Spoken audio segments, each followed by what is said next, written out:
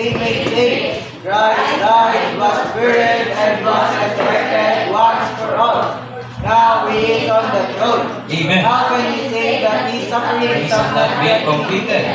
Consider Paul's word in Colossians 1:24. Now I rejoice in my sufferings on your behalf, and fill up that which is lacking of the affections of Christ in my flesh, for his body, which is the church.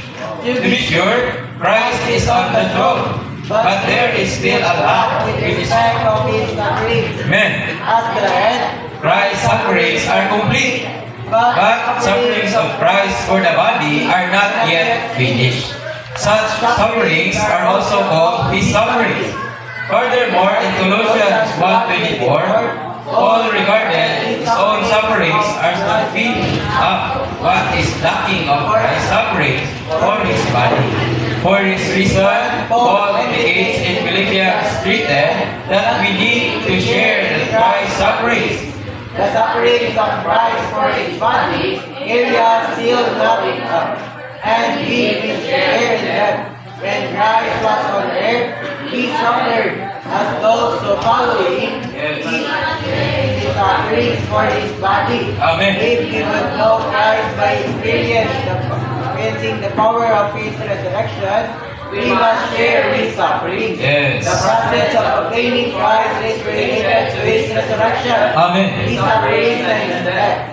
To know him, we must share his sufferings Yes. and be conformed to his death. Amen. We may experience the power of his resurrection. Amen.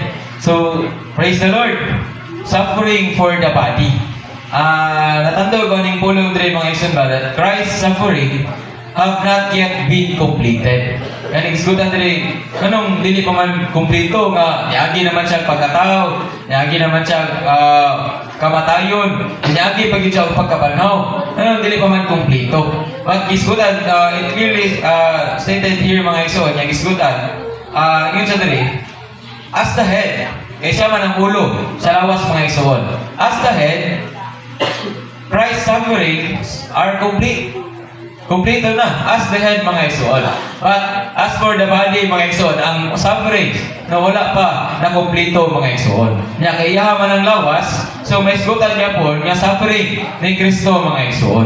So may isgutan nga ang suffering ni Kristo mga igsoon dili pa gid siya kompleto. Kay naa pa dai suffering diha sa lawas mga igsoon. Sa ulo, which is Christ himself, wala na problema. But sa lawas mga igsoon, daghan pa ang mga pag-antos nga masinati mga igsoon. Salamat sa atong Ginoo mga igsoon, kita man no mga bahay man ta sa lawas ni Kristo mga igsoon. No kita dai ni kita man ang mga bahay sa lawas ni Kristo mga igsoon. We are part of his suffering mga igsoon. Munang sa dihang ang atong Ginoo no maghatag siya og kanang mga pag-antos, pagsulay no nga ni kanato mga igsoon, dili lang kita ang nag-suffer, kundi ang Ginoo sa mga igsoon, because that suffering is for the body mga igsoon. Salamat sa atong Ginoo nga salamat sa atong Ginoo gisunod rin mga igsoon. The process of obtaining Christ is related to his resurrection, his sufferings, and his death. To know him, we must share his sufferings and be conformed to his death, that we may experience the power of his resurrection. So need din nato mga igsoon nga ma-experience si Kristo, iyang pagkabanaw, ang pag-antos niya mga igsoon, o ang iyang kamatayon mga igsoon. So salamat sa atong Ginoo mga igsoon, pinaagi na sa mga sufferings mahimo po natong mag-gain more ang atong Ginoo mga igsoon. Siguro kung naata sa kahayahay, siyempre kahayahay ra kita, walay problema ba? Karuay ra ang atong kinabuhi. Daghang panahon makalimot kita sa atong Ginoo mga igsoon. But kung nagaata sa atong Ginoo,